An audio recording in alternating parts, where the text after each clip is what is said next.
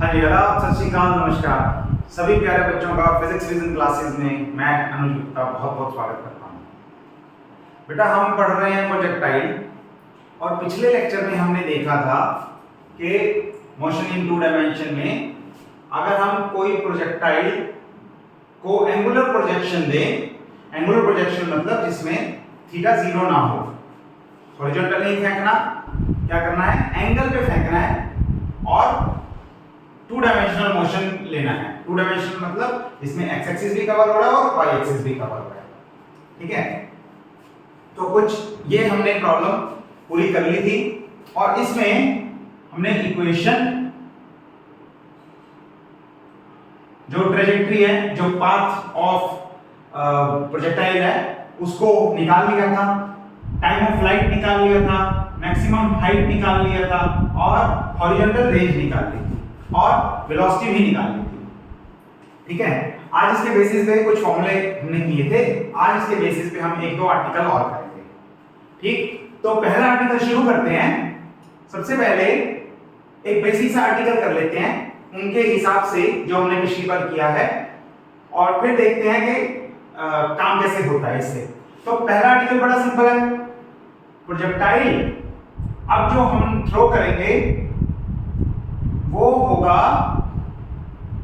Eight an angle theta. पहले क्या था, पहले भी एंगल थीटा ही था, लेकिन अब करेंगे theta angle with the vertical. अब करेंगे विद द वर्टिकल। ठीक है, तो अब बॉडी को थ्रो वैसे ही करेंगे, यहां से ऐसे जाएगा, मोशन पूरा होगा, अलोंग एक्स एक्सिस ये है, अलोंग वाई एक्सिस ये है, इसकी direction u, initial velocity u है, लेकिन अब जो एंगल थीटा बन रहा है वो y के साथ बन रहा है और अब आपको वही सारा काम करना है जो पहले किया है। ठीक है, तो बड़ा आसान है, सिर्फ कुछ सेकंड्स के लिए इसे सोचोगे तो आंसर मिल जाएगा कि अगर हमें थीटा y के साथ पता है तो x के साथ भी तो पता है, that will be 90 minus theta। और अगर हम जो इक्वेशंस हमने निकाली थी, क्या क्या चीजें निकाली थी, उसमें चार चीजें निकाली थी, जिसमें y is equal to x tan theta minus half g upon u cos square theta into x square, ये एक इक्वेशन थी। दूसरी क्या थी, टाइम ऑफ फ्लाइट का रिलेशन था 2u sin theta upon g, ये भी एक रिलेशन था। ओके, उसके बाद रिलेशन हाइट का था, वो कितना था, u square sin square theta upon 2g, और उसके बाद रिलेशन था r का, which was u square sin 2 theta upon g। ठीक है, ये चारों रिलेशंस आपको याद होने चाहिए।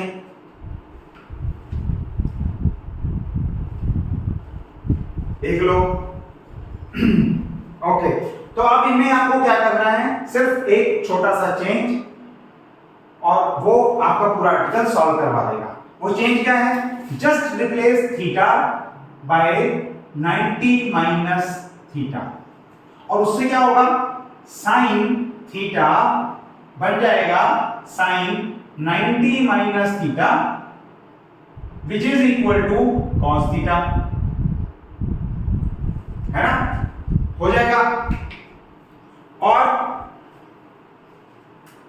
कॉस थीटा जो है, कॉस थीटा वो कितना बनेगा, cos 90 minus theta which is equal to sine theta. ऐसे अगर आप साइन को चेंज कर दोगे तो tan थीटा भी क्या बन जाएगा, cot थीटा, कोटेंजेंट थीटा बन जाएगा। ये तीन चेंज कर दो, यहां पे tan थीटा की जगह cot थीटा, यहां पे sin स्क्वायर थीटा, यहां पे cos थीटा, यहां पे cos स्क्वायर थीटा, और यहां पे कुछ चेंज नहीं होगा, sin 2 थीटा, क्योंकि sin 2 थीटा होता है 2 sin थीटा cos थीटा। तो अगर इसे sin को cos लिख दोगे और इस cos को sin लिख दोगे तब भी तो ये sin 2 थीटा ही रहेगा। तो हॉरिजॉन्टल रेंज में कोई चेंज नहीं है। वैसे भी मैंने आपको बताया था पिछले लेक्चर में कि रेंज जो है वो सेम रहती है, चाहे आप उसे थीटा एंगल पे फेंको या 90 माइनस थीटा पे फेंको। तो हमने ये किया था। तो range is same for two angles, theta and 90 minus theta. तो अब थीटा और 90 माइनस थीटा पे रेंज सेम आएगी, बाकी सारी इक्वेशंस मॉडिफाई हो जाएंगी और मॉडिफाई होने के बाद जो फाइनल बनेगा वो आप लिख सकते हो। फटाफट से लिख लेते हैं हम एक बार सारी इक्वेशंस और फिर आगे बढ़ेंगे। तो y = x और theta minus half d/u square sin square theta.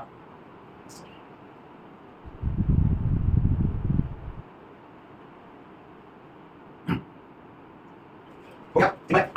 ठीक है, ओके। इसे एक और तरीके से अगर देखना चाहो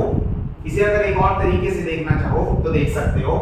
हम क्या कर सकते हैं, यहाँ को टाइम को, क्योंकि हमें 4 वेरिएबल्स पता होते हैं, वो कौन कौन सी हैं, ux, uy, ax, ay।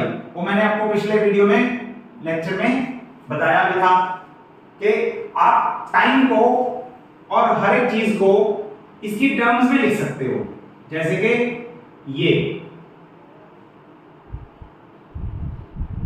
कुछ रिलेशन हमने लिख भी लिए थे, है ना, और ये रिलेशन भी लिख लिया था। ये रिलेशन हमने अच्छे से कर लिए थे। This is a by, g is a by, ये हमने कर लिए थे। और इसमें एक और एक्सप्रेशन आएगा, अगर ax 0 नहीं होगा तो लास्ट लेक्चर में ये किया हुआ सब कुछ। ओके, तो उस टर्म में भी आप कर सकते हो। तो ये 2uy अपॉन g है अपॉन ay है। तो इस प्रॉब्लम में देखो, अब ay तो g ही रहेगा, वो तो सेम है, लेकिन uy देखो क्या हो गया। uy यहां से अगर आप u के y कंपोनेंट निकालोगे, it will be u cos theta, है ना, क्योंकि ये थीटा है, तो थीटा जिस तरफ होता है उस तरफ cos थीटा होता है, और ये हो जाएगा u sin थीटा। इसलिए आप कह सकते हो कि ये अभी भी uy ही है।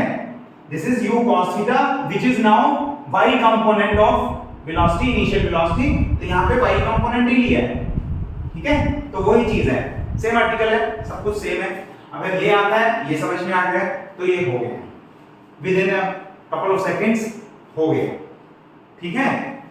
चलो देख लो, अच्छे से आराम से कर लो, खुद कर लो, प्रैक्टिस जितनी खुद करोगे उतना अच्छे से होगा। हम अगला काम करते हैं, अगला आर्टिकल, एक और आर्टिकल इसी के साथ का करेंगे और फिर देखते हैं कि वो कितना मुश्किल है। सेकंड आर्टिकल है।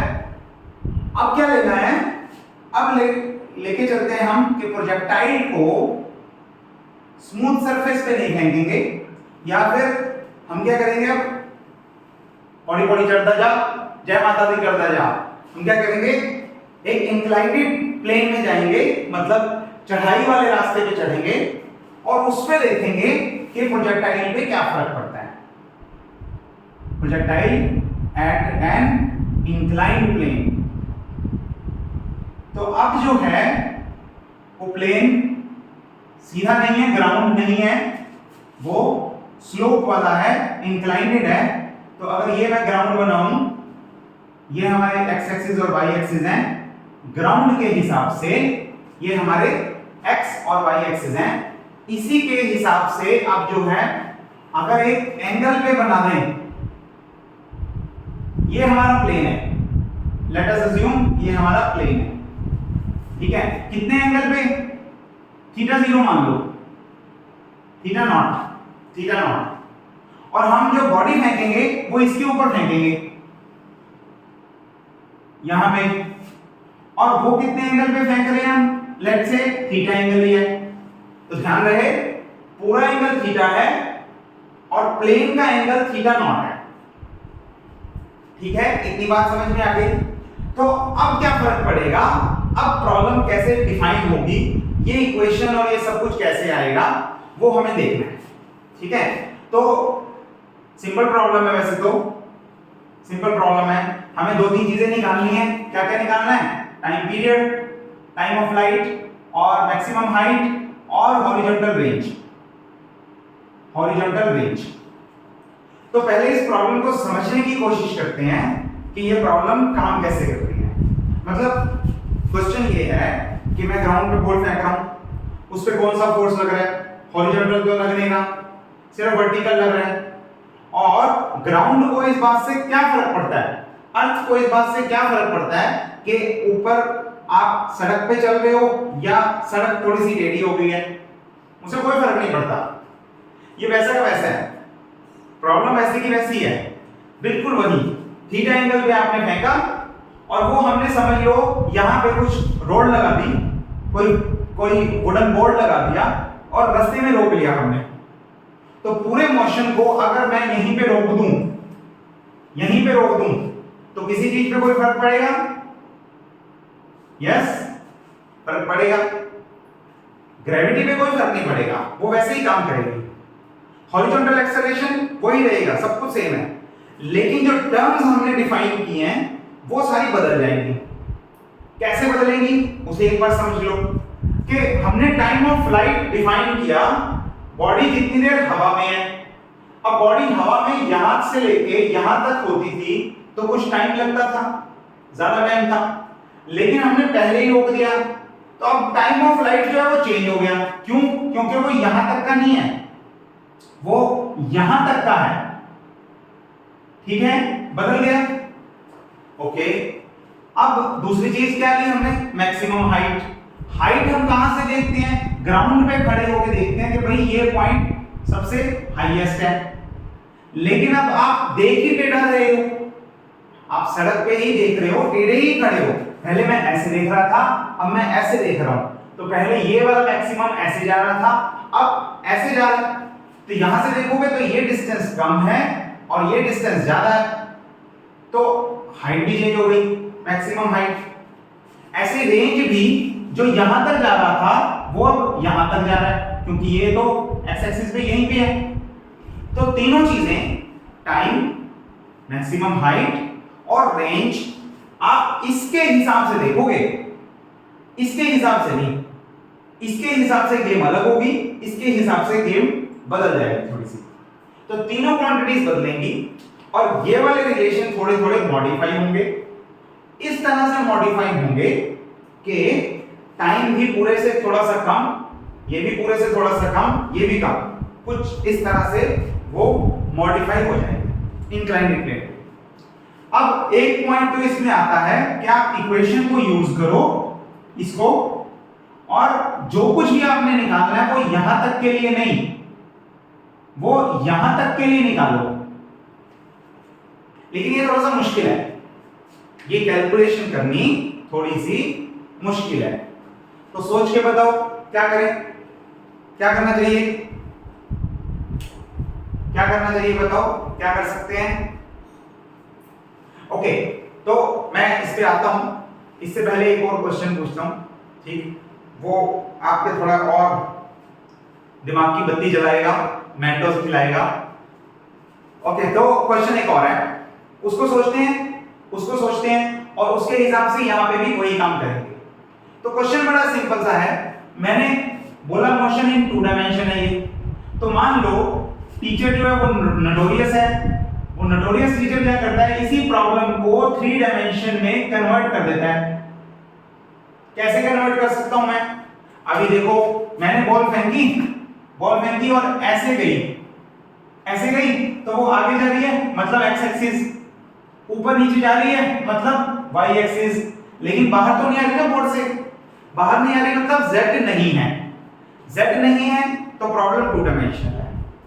ठीक है, अब मैं z दे रहा हूं तो मैं इसे यहां से फेंक रहा हूं या यहां से फेंक रहा हूं, लेकिन ऐसे नहीं फेंक रहा, मैं इसे ऐसे थ्रो कर रहा हूं, ऐसे।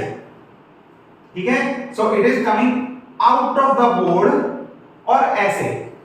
तो अगर मैं बॉल को ऐसे फेंकने की जगह ऐसे फेंकूं, ऐसे एंगल पे, एक और एंगल आ गया, तो ये प्रॉब्लम क्या हो गई? आगे जा रहा है एक्स एक्सिस में, वाई एक्सिस में भी जा रहा है, ऊपर नीचे, ठीक है, और जेड में भी जा रहा है, क्योंकि इससे बाहर है, इधर भी है और ऊपर भी है। तो ये प्रॉब्लम हो गई 3 डायमेंशन। अब आपको x y z 3 डायमेंशन लेने पड़ेंगे, 3 तरफ की इक्वेशन लगानी पड़ेगी, 3 तरफ की इक्वेशंस को आपस में सॉल्व करना पड़ेगा, फिर सारा कुछ निकालना पड़ेगा। कर सकते हो? बोलो, कर सकते हो? कर सकते हो? पक्का कर सकते हो? बिल्कुल कर सकते हो, आराम से कर सकते हो। नहीं, आराम से नहीं कर सकते। कैलकुलेशन तो कर लोगे, हो भी जाएगी, आंसर भी निकल जाएगा, लेकिन बेफजूल की मेहनत कर रहे हो। क्यों? 3 डायमेंशन में प्रॉब्लम को बढ़ा के मेहनत बेफजूल क्यों है? थोड़ा सा सोचने का तरीका चेंज करो। तो अब देखो, टीचर तो नोटोरियस था जिसने बॉल सीधी सीधी फेंकने की जगह ऐसे टेढ़ा करके फेंका। आप भी नोटोरियस बन जाओ, बच्चों को भी शरारती बनना पड़ेगा। कैसे? कि आप ऐसे देखो ही मत, आप ऐसे गर्दन टेढ़ी करके क्यों देख रहे हो उसे? क्यों देख रहे हो? ऐसे हो जाओ। आपको मैं खड़े ऐसे ही, मेरी प्रॉब्लम अभी भी वही है। ये मेरा x एक्सिस है, ये मेरा y एक्सिस है और ये मेरा z है। तो मेरे लिए z अभी भी 0 है। मैं ऐसे ही देख रहा हूं, ऐसे ही देख रहा हूं, तो क्या हो गया? फिर से ये प्रॉब्लम 3 डायमेंशन से 2 डायमेंशन बन गई और 2 डायमेंशन की सारी इक्वेशंस हमें आती हैं।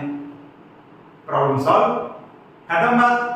अब आप सब कुछ इस प्लेन में निकालने की जगह जो बिल्कुल बोर्ड के अंदर है, आप सब कुछ इस प्लेन में निकालोगे, आपने अपना प्लेन ही चेंज कर दिया। सोच बदलने से जिंदगी बदलेगी, समझ गए? तो सोचने का तरीका चेंज करो, मॉडिफाई करो, इंप्रूव सिस्टम के साथ काम करो। बड़ा आसान है। तो प्रॉब्लम 3 डायमेंशन रही नहीं, प्रॉब्लम वापस से 2 डायमेंशन में चलेगी, जिसे हम आराम से सॉल्व कर सकते हैं। ठीक है? तो ऐसे यहां पे करना पड़ेगा। अब आपको देखने के लिए ऐसे आपके सामने सब कुछ हो रहा था, अब आप आंखें टेढ़ी कर करके ऐसे, मतलब टेढ़ी कर करके ऐसे क्यों देख रहे हो? आप देखो ऐसे, आप खड़े ही ऐसे हो जाओ, ऐसे हो ही मत, ऐसे हो जाओ, तो क्या दिखेगा? सामने दिखेगा, बिल्कुल सामने दिखेगा। तो ये आपका नया x एक्सिस है और इसी के परपेंडिकुलर ये आपका नया y एक्सिस है। अगर इतनी बात समझ में आ गई तो कैलकुलेशन बड़ी आसान है, कैलकुलेशन में कोई दिक्कत नहीं है। कितने एंगल पे घुमाओगे? देखो ये कितना एंगल था x और y के बीच, 90 डिग्री। अब x कितना शिफ्ट हुआ थीटा से, तो उनके बीच तो 90 है। तो अगर ये थीटा से शिफ्ट हुआ है तो दूसरा भी थीटा से ही शिफ्ट होगा ना, थीटा नॉट से। ये थीटा नॉट था, ये भी थीटा नॉट है। मतलब आप जो है ऐसे देख लो कि ये दोनों के बीच एंगल कितना है? 90 डिग्री। इन दोनों के बीच एंगल कितना है? 90 डिग्री। अगर आप दोनों प्लेन्स को थीटा नॉट पे घुमा दो तो आप पहुंच गए यहाँ पे, नया x एक्सिस नया y एक्सिस मिल गया आपको, दोनों को थीटा नॉट पे घुमाना है। ठीक है? तो ये आपके नए x एक्सिस और y एक्सिस हो गए। अब प्रॉब्लम सॉल्व है। यहां से आपको पता है ये हाईएस्ट पॉइंट है, ये टाइम ऑफ फ्लाइट है यहां तक, ये मैक्सिमम रेंज है और फॉर्मूले आपको पता है। लेकिन एक चीज बदल जाएगी, वो क्या है? वो है ग्रेविटी। ग्रेविटी क्योंकि पहले लग रही थी, जो इसमें लग रही थी, वो लग रही थी always here, downward, always downward. वो अभी भी डाउनवर्ड ही लगेगी, लेकिन वो लगेगी ऐसे, वो लगेगी ऐसे। वो तो वैसे ही लगेगी ना जैसे लगती है। और अब इसके दो कंपोनेंट बन जाएंगे। इसको अगर आप नीचे लगाओगे तो इसके दो कंपोनेंट बन जाएंगे, जो कंपोनेंट g sin थीटा और g cos थीटा, ग्रेविटी के एक्सेलरेशन के कंपोनेंट्स, x एक्सिस के अराउंड कितना था? 0 और y एक्सिस के अराउंड कितना था? 1 g। मतलब मैंने थीटा y एक्सिस के साथ ले लिया। ओके, ठीक है? तो उल्टा ले लो चाहे तो। अगर इसे एक्सेलरेशन हम अलोंग x एक्सिस लिखेंगे तो x एक्सिस के साथ कितना एंगल बना रहा है? वो 0 डिग्री बना रहा है। तो ये हो गया g और दूसरा 0 हो गया और दूसरा कितना हो गया? प्लस g या माइनस g, जितना भी एंगल बना रहा है उसके हिसाब से। ठीक है? तो ये वैल्यूज थी। अब क्या होगा? लेकिन अब आप अगर x एक्सिस के देखोगे उसे डायरेक्शन में और y एक्सिस की डायरेक्शन में, तो ये x एक्सिस में इसका कंपोनेंट आएगा ये वाला और y एक्सिस में उसका कंपोनेंट आएगा ये वाला, कितने एंगल पे, थीटा नॉट, जितने पे प्लेन है, तो g के अब दो कंपोनेंट्स हो जाएंगे और x एक्सिस के अलोंग हो जाएगा ये वाला कंपोनेंट और y एक्सिस के अलोंग हो जाएगा ये वाला कंपोनेंट। g के जिस तरफ थीटा होता है उस तरफ फैक्टर होता है cos थीटा, और जिस तरफ दूसरी तरफ परपेंडिकुलर तरफ होता है sin थीटा। तो अब जो है आपका x एक्सिस में एक्सेलरेशन और y एक्सिस में एक्सेलरेशन दोनों मॉडिफाई हो गए हैं। 0 और g नहीं रहे, ax में हो गया, वापस आ रहा है ना, पीछे को लेके आ रहा है x को, तो minus g sin theta naught, और ay हो गया है minus g cos theta naught, क्योंकि नीचे को लेके जा रहे हैं। ठीक है, नीचे मतलब इस y के ऑपोजिट, इस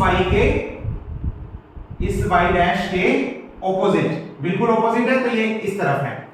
तो ax और ay मॉडिफाई हो गए। देखो बात समझ में आई कि नहीं?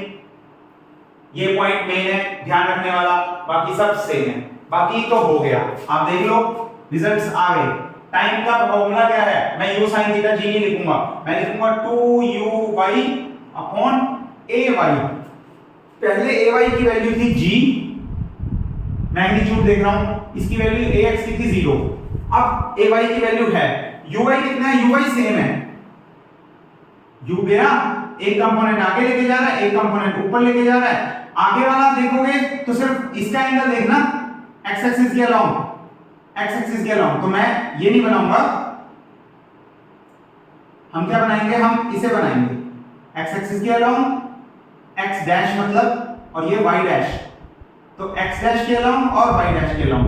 अरे x में एंगल कितना है, टोटल एंगल थीटा, उसमें से माइनस कर दो ये, ठीक है, माइनस कर दो इसे, तो ये हो गया 2u, कौन सा फैक्टर होता है, sin y वाला फैक्टर, और एंगल कितना है, theta minus theta naught upon g कितना है, ay कितना है, g cos थीटा नॉट।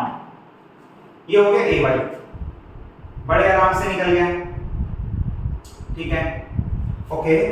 दूसरा फैक्टर देखो, मैक्सिमम हाइट, जो कि अब ये वाला पॉइंट नहीं है, ये वाला पॉइंट है, इसे भी निकाल लो, which is equal to uy square upon ay, 2ay, तो uy square मतलब u square sin square theta minus theta naught upon g 2g cos theta naught.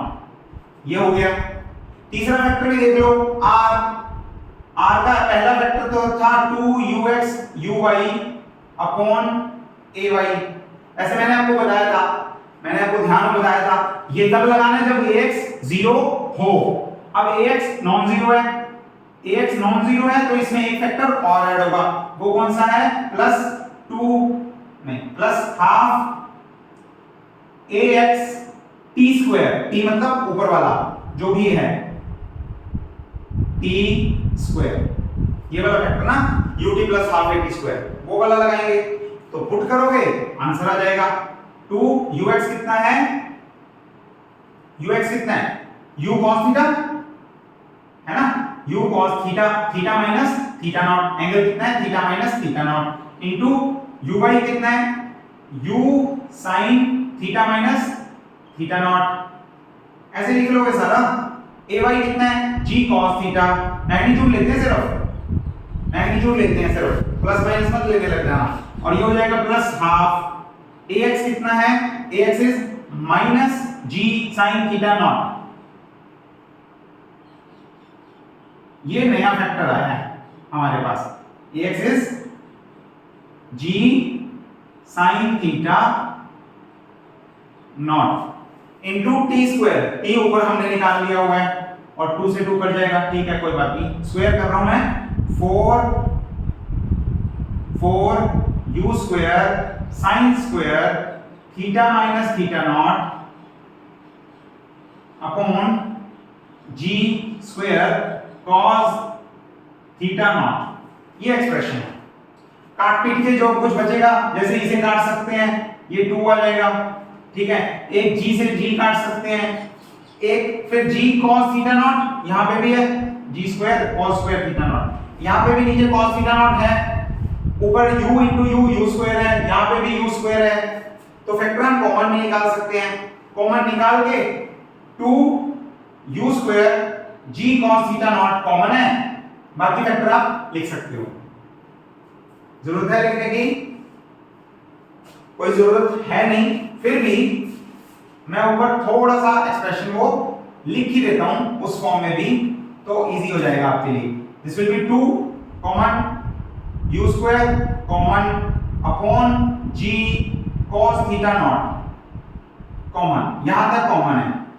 उसके बाद ये फैक्टर कितना है, 2 भी कॉमन मत निकालो, क्योंकि ये 2 cos थीटा sin थीटा क्या बन जाएगा, 2 कॉमन मत निकालो, ये क्या बन जाएगा sin 2 theta, so this will be sin 2 theta minus theta naught, angle कितना भी है ध्यान रखना है, माइनस g/2, g अपॉन वाला फैक्टर निकाल चुके हैं हम, ऊपर sin थीटा नॉट बचा, sin थीटा नॉट के साथ कौन आ रहा है अपॉन में cos थीटा नॉट, एक फैक्टर निकल गया, एक फैक्टर बच गया, ठीक है, और साथ में कौन बच गया, u स्क्वायर तो निकल गया, ये बच गया साथ में sin square theta minus theta naught, काम खत्म। ये फाइनल एक्सप्रेशन है, इसको छोड़ देते हैं, कुछ प्लस माइनस हो गया हो तो देख लेना, ठीक है, जो भी आपके सामने है बिल्कुल एक्सप्रेशन में, अगर कुछ ऊपर नीचे हुआ हो, ये ऊपर वाले का इसे भी इरेज कर देता हूं ताकि दिक्कत ना हो कोई। वैल्यूज हमने लिख ली ux uy की, ax ay की, और उसकी टर्म्स में सारे आंसर्स निकाल लिए, उसकी टर्म्स में सारे आंसर्स निकाल लिए, ठीक हो गया, दैट्स इट, बड़ा सिंपल था, सिर्फ ये समझना था कि प्लेन टेढ़ा करने से एक्सेलरेशन ग्रेविटी क्यों बदल गई, ग्रेविटी हमने बदली है, एक्स एक्सिस में उसे कोई पीछे नहीं खींच रहा, लेकिन हम टेढ़े खड़े हैं, हम टेढ़ा देख रहे हैं, हम टेढ़ा फोर्स लगा रहे हैं, तो उससे हमारा काम आसान हो गया कि जितना टाइम कम लगेगा, मतलब हम ऐसे ही मान लेते हैं उसे कोई पीछे खींच रहा है, तो कम टाइम में हो गया, ठीक है, कम टाइम हवा में रहा, हमने पहले ही रोक लिया तो रेंज कम हो गई, हॉरिजॉन्टल रेंज कम हो गई, ठीक हो गया। एक छोटा सा पॉइंट और बता रहा हूं बेटा, ध्यान से देखना, अगर समझ में आ गया तो ठीक है, बढ़िया बात है, नहीं समझ में आया तब भी कोई बात नहीं, लेकिन सिर्फ अगर जिस बच्चे के मन में ऐसा क्वेश्चन आ जाएगा, उस क्वेश्चन का जवाब दे रहा हूं कि आ भी सकता है, सोचोगे तो जरूर आएगा, साइंस तंग करती है हमेशा। ओके, तो एक छोटी सी बात और कर रहा हूं कि हम इसे आप इसे ऐसा भी तो मान सकते थे कि पूरे एंगल को हमने क्या माना, यहां से फेंका तो पूरे एंगल को थीटा माना, इसको थीटा नॉट माना, ठीक है, ये किया हमने, ये थीटा और ये थीटा नॉट, और फिर पूरे में हम घुमा के लिखते रहे theta minus theta naught,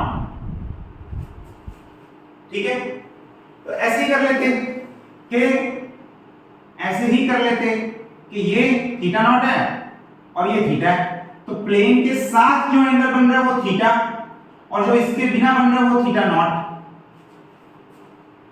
okay, ये क्यों नहीं किया, ये क्यों नहीं किया, कर सकते हैं, लिखना आसान हो जाएगा, बड़ा एक्सप्रेशन क्या बन जाएगा, टाइम पीरियड का एक्सप्रेशन बन जाएगा 2u sin theta upon g cos theta 0, simple expression है, कौन सा सिंपल है, ये वाला सिंपल है कि ये वाला सिंपल है, ये वाला सिंपल है, पर हम वो लिख रहे हैं, ऐसा क्यों, मैंने एंगल क्यों लिया, देखो आप ले सकते हो, कोई गड़बड़ नहीं है, बिल्कुल सही है, चाहे ऐसे लिख लो चाहे ऐसे लिख लो, मुश्किल लिख लो थोड़ा सा कि आसान लिख लो, दोनों सही हैं, तो टेक्निकल ग्राउंड्स पे दोनों सही हैं, कोई गलती नहीं है। मैंने सिर्फ ऐसे क्यों चूज किया ऐसे कि क्यों चूज किया, मैंने इसलिए ऐसा चूज किया क्योंकि अगर आप जेन्युइन वाला एक्सप्रेशन लिखोगे जिसमें ये थीटा नॉट नहीं है, जो वो वाला है वो है 2u sin theta upon g, तो अगर आप इसको इससे कंपेयर करो तो ये सिर्फ cos थीटा वाला फैक्टर डिवाइड हो रहा है, ठीक है, और cos थीटा की मैक्सिमम वैल्यू होती है 1, cos थीटा वाले की मैक्सिमम वैल्यू होती है 1, तो यानी कि ये टर्म 1 से छोटी है, और अगर कोई 1 से छोटी टर्म से डिवाइड करता है, यानी कि मैं यहां से किसी लेस देन 1 से अगर डिवाइड करूंगा तो ये वाला नंबर जो है वो बड़ा हो जाएगा। तो ये लिखा हुआ कंफ्यूज करता है कई बार कि भाई अब टाइम पीरियड बढ़ गया, इससे ज्यादा टाइम पीरियड आएगा। क्यों? क्योंकि cos थीटा अपॉन में है, और ऐसी कंफ्यूजन ना हो इसलिए मैंने क्या किया है, इसे ऊपर से रिलेट किया है, ताकि sin थीटा ना दिखे आपको, और थीटा और थीटा जीरो में रिलेशन दिखे कि यहां पे थीटा अलग है और यहां पे वो सेम थीटा नहीं है, एंगल कुछ कम है। एंगल कुछ कम होने का मतलब ये है कि अब sin थीटा की वैल्यू भी तो कम हो जाएगी। अगर आप एंगल बड़ा लोगे, 90 डिग्री लोगे, तो sin थीटा की वैल्यू 1 है, लेकिन अगर आप एंगल 90 की जगह 60 डिग्री, 70 डिग्री, 50 डिग्री ऐसे लोगे तो sin थीटा की वैल्यू भी तो कम हो जाएगी कुछ। sin थीटा की वैल्यू 1 मैक्सिमम कहां की है? सबसे बड़े एंगल पे, 90 डिग्री पे। तो ये रिप्रेजेंट करता है कि ऊपर वाली टर्म भी कुछ कम हो गई है और नीचे वाली टर्म भी है कुछ डिवाइड करके भी बढ़ाएगी, तब भी इतना नहीं कर पाएगी। बात समझ गए? तो ये चीज है, इस वजह से क्या किया है, उसे ऊपर इस तरह से लिया है। बस इतनी बात है। अगर ये बात पता लग गई तो फिर ये थोड़ा आसान लगेगा, नहीं तो ये मुश्किल लगेगा, ये आसान लगेगा, और इसमें मैसेज गलत जाने की पॉसिबिलिटी है, संभावना है। तो कई बार बच्चा कंफ्यूज हो जाता है कि ये क्या हो गया, टाइम पीरियड तो कम होना चाहिए था, वो कम देर के लिए हवा में रहा, यहाँ तो टाइम पीरियड बढ़ गया। तो वो गड़बड़ ना हो, वो कंफ्यूजन ना हो, इसलिए ऐसे लिखा है। ठीक है, चलो बस बात खत्म। इंक्लाइन प्लेन वाला आर्टिकल इतना ही है, ये वाले एक्सप्रेशंस है, यहां लगाओगे आंसर आ जाएगा। याद कुछ रखने की जरूरत नहीं है, याद सिर्फ ये दो एक्सप्रेशन रख सकते हो। ठीक है, और इन्हीं एक्सप्रेशंस में हमने ux uy ax ay की फॉर्म में किया है। आप नए ux uy ax ay निकाल लो। अगर एंगुलर प्रोजेक्शन है, अगर थीटा जीरो नहीं है, तो ये वाले फॉर्मूले लगेंगे और इस तरह से आपका आंसर आ जाएगा। ठीक, चलिए आज के समाचार समाप्त करते हैं। नमस्कार, तब तक के लिए आप पढ़ते रहिए, अगली खबरों के लिए हमारे साथ जुड़े रहिए। अगले लेक्चर में हम एक आर्टिकल और बचा है, छोटा सा आर्टिकल है, 10 मिनट का बच्चों वाला प्यारा सा नन्हा मुन्ना सा आर्टिकल है, वो सीखेंगे हम। उसमें हम क्या करेंगे, हम एंगुलर प्रोजेक्शन की जगह हॉरिजॉन्टल प्रोजेक्शन देखेंगे और एंगल को जीरो कर देंगे। यानी कि ये रिलेशन तो लगेंगे नहीं सीधे सीधे, तो कुछ और करना पड़ेगा। क्या करेंगे? वही करेंगे जो मंजूर खुदा होगा, जो इनकी डेरिवेशन के लिए हमने किया था, कि मोशन अलोंग एक्स एक्सिस देख लो, अलोंग वाई एक्सिस देख लो, सॉल्व कर लो। ठीक है, चलो अब मिलते हैं अगली क्लास में अगले आर्टिकल के साथ। तब तक के लिए आप अपना ध्यान रखिए, अपनी सेहत का ध्यान रखिए और पढ़ते रहिए अच्छे से। Okay, thank you.